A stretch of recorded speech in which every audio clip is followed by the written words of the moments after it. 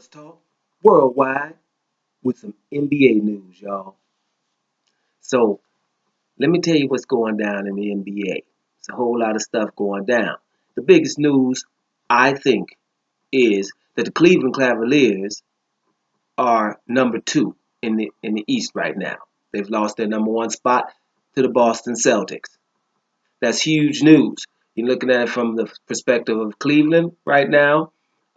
You're having a slump, right? I think you lost 4 out of the last 6 games. And, from us outsiders looking in, Cleveland has everything there now. There's no more excuses for Cleveland. You got everything you wanted some more point guards, you know, some people who facilitate the ball. You got Deron Williams got there. You needed some more shooting, which I didn't think you did. You got Kyle Korver going over there. You still got J.R. Smith shooting.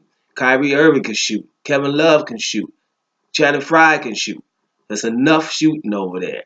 Shoot, even your boy Jefferson makes some from time to time. He's not offensively challenged, so it's enough things. You got 2 playmakers with Kyrie Irving and LeBron James. There is enough out there. What you're going to have to do is just get that chemistry together going into the playoffs. Should they panic? Not really. You're in the East. Doesn't really matter what seed you are. You are the best team in the East.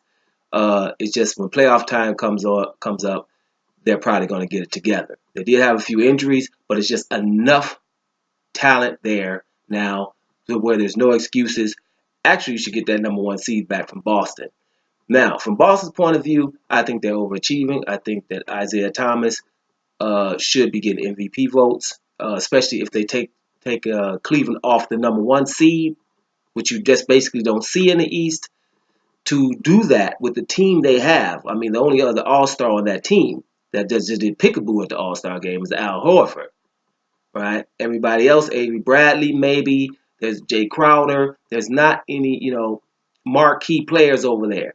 So for that to be happening, that is what I call overachieving. Boston, number 1 seed in the East, is huge news. Congratulations to them. Still got about 9 to 11 games left. Let's see if they can do that, because I think that Cleveland will start clicking once this playoffs get closer. I pretty much think they will try to get that number 1 seed, but at the end of the day, they're not catching nobody in the West, which means if they do make it to the finals, they are going to have to win more games away, right? They are going to be the visitor if it's a game 7. So that's already that's the way that's going to go. So let's see how that happens going forward. But let's congratulate Boston Celtics on that. We got news coming at you all over. Remember I told y'all back in the day, a couple of months ago, I said keep an eye on Milwaukee. And still keep an eye on Milwaukee. At the time, I was enjoying the fact that Jabari Parker was back and getting his legs under him, playing good basketball, starting to believe who he was, because he was just getting into form, finding his rhythm, even making plays off the ball, off the dribble, right? Then also had extended his game to the three-point line, has a lot of drive to the hole, all those things, and then he gets hurt again. And I was saying Milwaukee, he was going to do good. They weren't in the playoff spots at the time, but I said as soon as Middleton gets back, this team is going to be somebody to watch, especially in the first round of the playoffs. Now, Jabari Parker has went down. Middleton's back. Still not the old Middleton, but he's going to be there in a few games. And they're hovering around that 5th, 6th seed in the East right now. So keep watching them. They're playing good ball. That rookie point guard, Brogdon, is bringing it. Their bench is very experienced. So you're going to have to watch out who they play. Keep an eye on them. And another guy who needs to be getting a MVP vote or 2 is Antetokounmpo, the Greek freak. Man, he's leading his team in every category. He's about to be the first player, I think, ever to be in all of the major categories in the top 20. I'm talking about points, rebounds, assists, blocks, steals, right? I think he's in the top 20 of all of those. That doesn't happen. So he's a very versatile player. He's their, main player, but they have a lot of stuff around him over there. You got to be careful with Milwaukee. So that's a story. They're in the 5th, 6th seed. Miami won again. Last second win over Charlotte Hornets. Right? Miami's got that 8th spot on lockdown. Everything's still close from 5th to 9th seed in the East. But right now, Miami, coming from way out of the playoffs just a month and a half ago, to be in an eighth seed is huge, led by Hassan Whiteside. Told you guys in a video about that a couple of days ago. So that's another story in the NBA. Let me tell you something else happened that was pretty significant yesterday is James Harden had his 20th assist.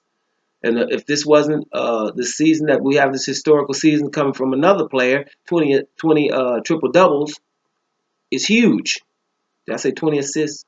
He had his 20th triple double, right? So you're looking at a guy who's having a magnificent season.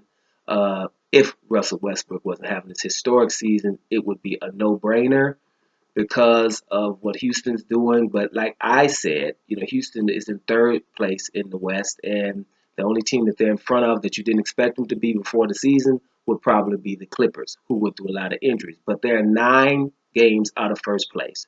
So I don't see them as overachieving.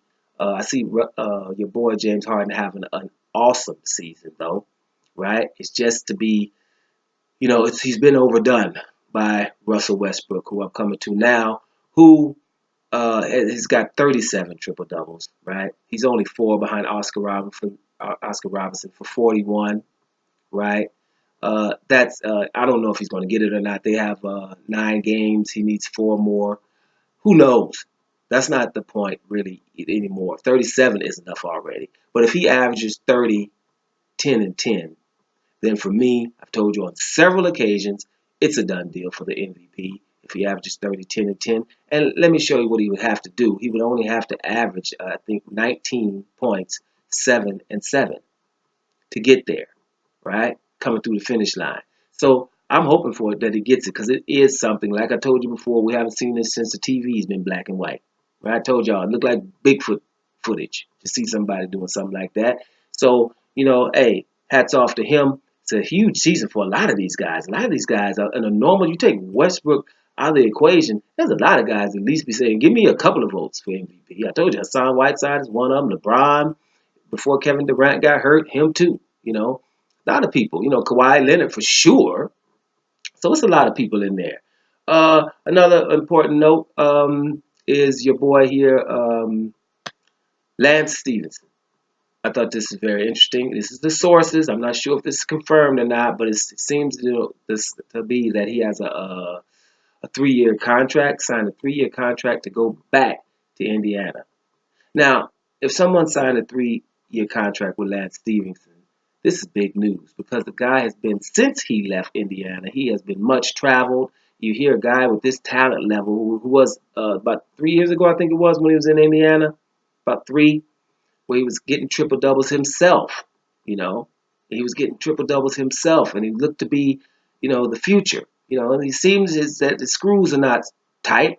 Guys tie up them screws, tighten them up a little bit. Seems to have loose screws up there a little bit, but seems to be very talented. But something must be wrong because teams are giving him 10-day contracts and getting rid of him. Somebody with this talent. So something must be wrong.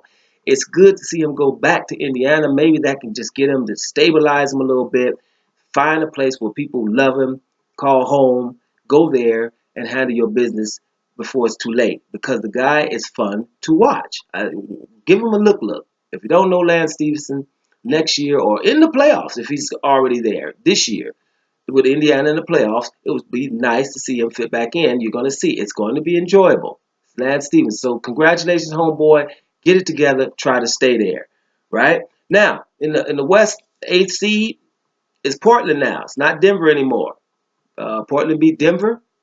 And I think Nurkic used to play in Denver. He had 33 points and 16 rebounds against his former team, if I'm not mistaken, and took the 8th seed from him. So that's going to be a fight between Portland and Denver going forward.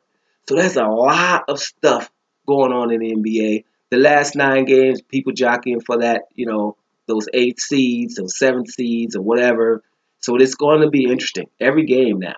It's cool. It's fun to watch. This is why I watch the NBA right now up until, the finals. It's on. Probably every time y'all see me, I'm going to be happy. That's just the way that rolls. Done with Sports Talk Worldwide, and I'm up out of here, y'all.